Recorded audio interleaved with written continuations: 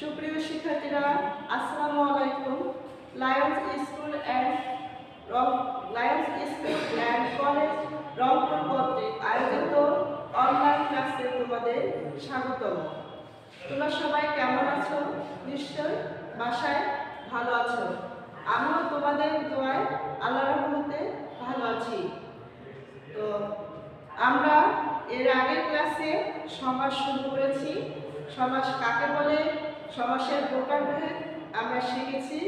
আমি সমাস নির্ণয় করা শুরু করেছিলাম, কিন্তু আজকে আমরা গুরুত্বপূর্ণ বিষয়গুলো শিখব। আমরা এখানে দেখেছি, তোমরা বোর্ডের দিকে খেয়াল করো।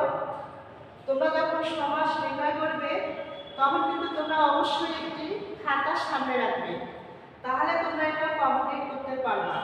আমি এখানে 15টি সমাস লিখেছি, এগুলো কিন্তু বিভিন্ন বোর্ডে আসছে।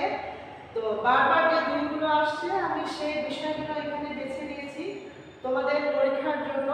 তোমাদের কলেজের পরীক্ষা বলো, ফাইনাল পরীক্ষা বলো, সব কিছুর জন্য এই সমাসগুলো কিন্তু খুবই গুরুত্বপূর্ণ। আমি এখন তোমাদের এগুলো নির্ণয় করে শেখাবো।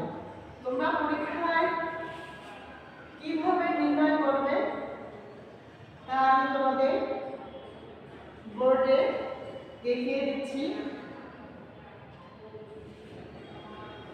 তোমরা ছক আকারে লেখার চেষ্টা করবে, কারণ সমাসে আমাদের নম্বর হচ্ছে 5। তুমি যদি এরকম ছক করে লেখো, হাতের লেখা তোমরা যদি পরিষ্কার করো, আশা করি তোমরা সেখানে 5-এ 5 পাবে। দেখো তোমরা আমি কিভাবে ছক করেছি, এভাবে তোমরা বোর্ডের খাতায় লেখার চেষ্টা করবে। বোর্ডের খাতা বলো, কলেজের পরীক্ষায় বলো, বা যে পরীক্ষায় আসো, তোমরা এভাবে ছক করে লিখবে। হ্যাঁ, নম্বর 1, প্রদত্ত শব্দ, ব্যাস বাক্য। এরপর হচ্ছে কি, সমাসের নাম, সমাসের নাম। নম্বর 1, অনাচার। তাহলে এর ব্যাপক হচ্ছে কি, 9 আচার, 9 আচার। তাহলে এটা কি সমাস? এটি হচ্ছে 9 তৎপুরুষ সমাস।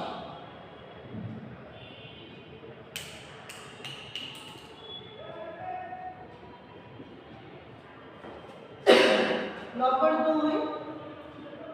2 আমরা লিখব অনাশ্রিত, অনাশ্রিত।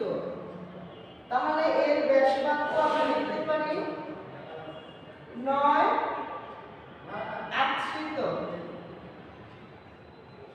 তাহলে এটি কি সমাস? 9 বহুব্রীহি, 9 বহুব্রীহি। আমরা 3 নম্বরে লিখতে পারি অনেক, অনেক। তাহলে এর ব্যাস বাক্য হচ্ছে কি 9 1। তাহলে এটি কি সমাস? 9 তৎপুরুষ সমাস। তাহলে নম্বর 4 নম্বরে আমরা লিখতে পারি আয়কর। আয়করের ব্যাস বাক্য কি? আয়ের উপর কর, আয়ের উপর কর। তাহলে এটি কি সমাস? মধ্যপদরূপী কর্মধারায়, মধ্যপদরূপী কর্মধারায়।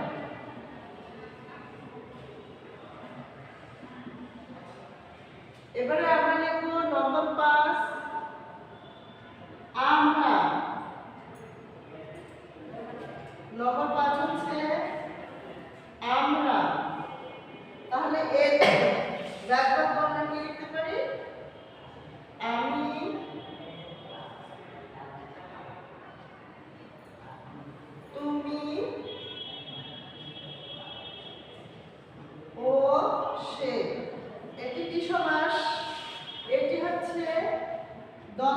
সমাস।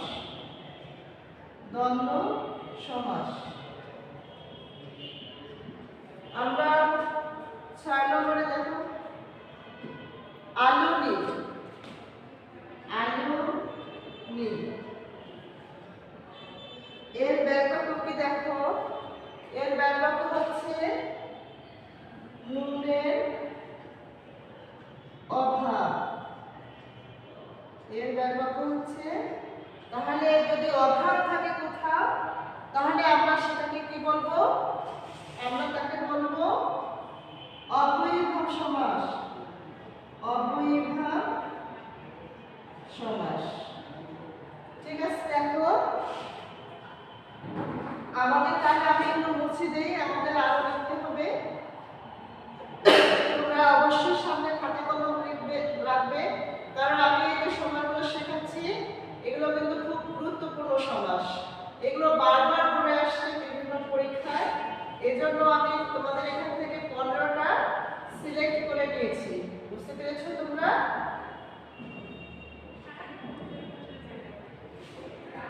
আমি এগুলো মুছে আবার লিখতেছি, ঠিক আছে?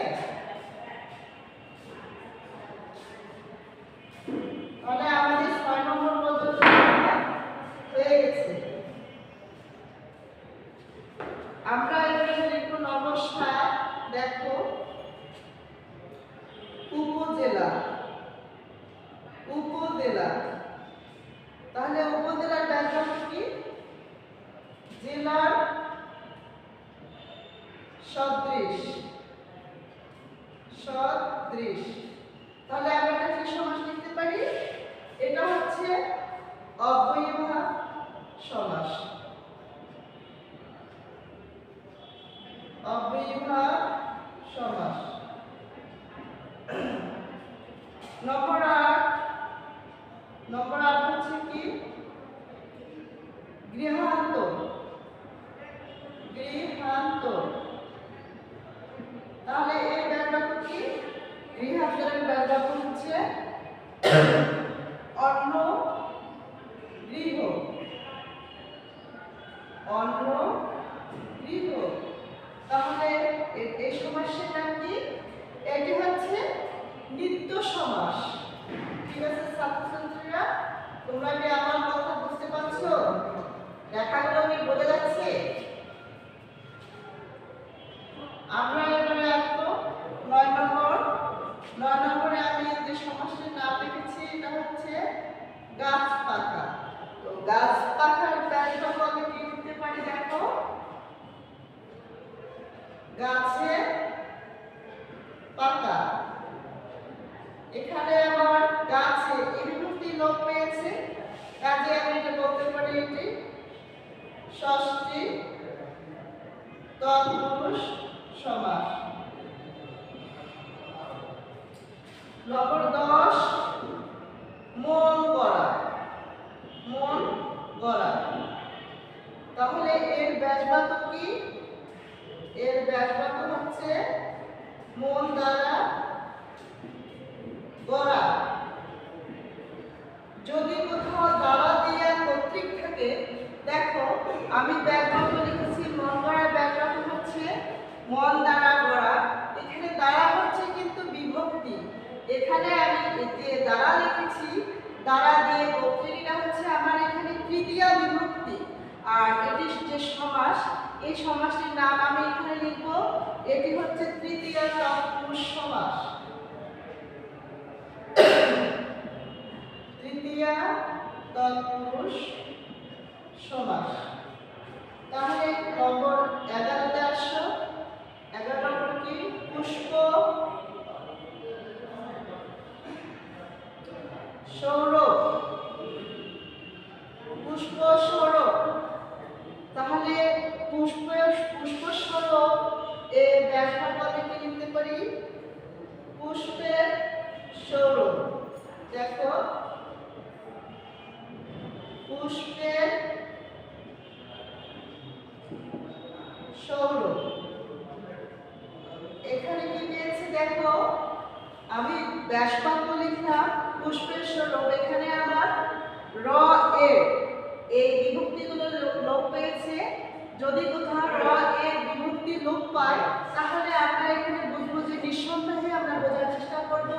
এটি হচ্ছে ষষ্ঠী তৎপুরুষ সমাস। ঠিক আছে ছাত্রছাত্রীরা, তাহলে আমরা এই সমাসের নাম দিব ষষ্ঠী তৎপুরুষ সমাস। আমরা 12 নম্বরে এবার আসবো। আমরা 12 নম্বর যে সমাস না, এবারে আমরা 11 নম্বর 12 নম্বর যে সমাসটি লিখব যে দশানন।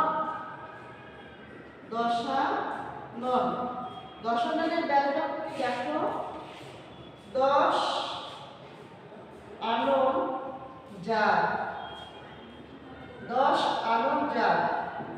এখানে যে আমি আনন লিখেছি, আনন হচ্ছে মাথা, আর যদি শেষে যার থাকে আমরা নিঃসন্দেহে বলবো এটি হচ্ছে আমাদের কি বহুব্রীহি সমাস। বহুব্রীহি সমাস।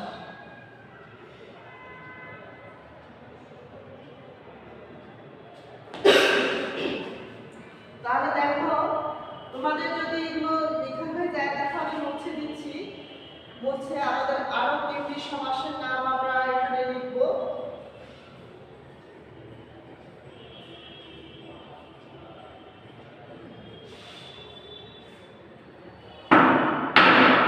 দেখো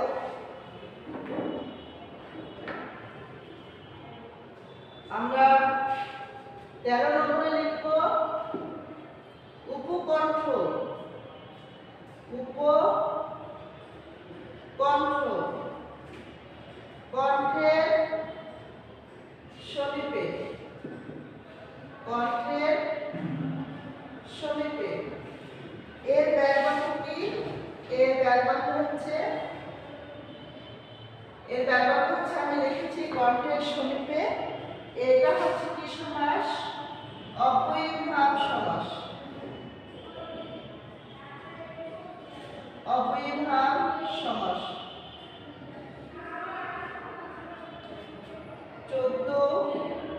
14 নম্বরে আমরা কি লিখব?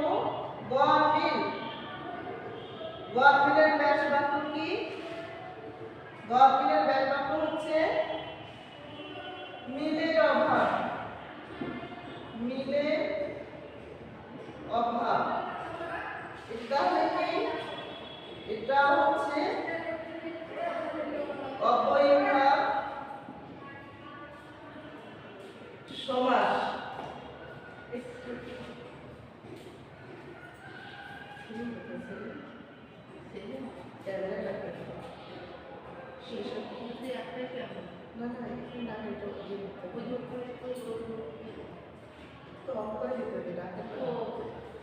উপকূল। তাহলে দেখো আমাদের 15 নম্বর আমরা যে নির্ণয় করব হচ্ছে উপকূল।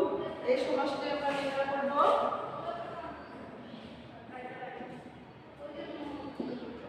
কুলের সমীপে। এটা হচ্ছে আমাদের কি সমাস? অব্যয়ীভাব সমাস। অব্যয়ীভাব সমাস।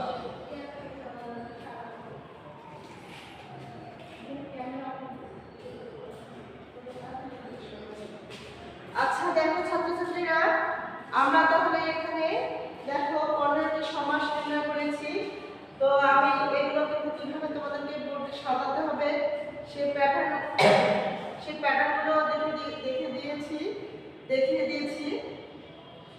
আমি আশা করি তোমরা যদি পরীক্ষার খাতায় এভাবে ছক করে লেখার চেষ্টা করো, তুমি যদি সবকিছু সুন্দরভাবে লিখো, তাহলে অবশ্যই তুমি এখানে 5 পাবা। কিন্তু আমি আজকে এখানে 15টা শিখিয়েছি। এগুলো তোমরা খুব ভালোভাবে মুখস্থ করবে। আর তোমরা এগুলো কি করবে জানো? খাতায় লেখার চেষ্টা করবে।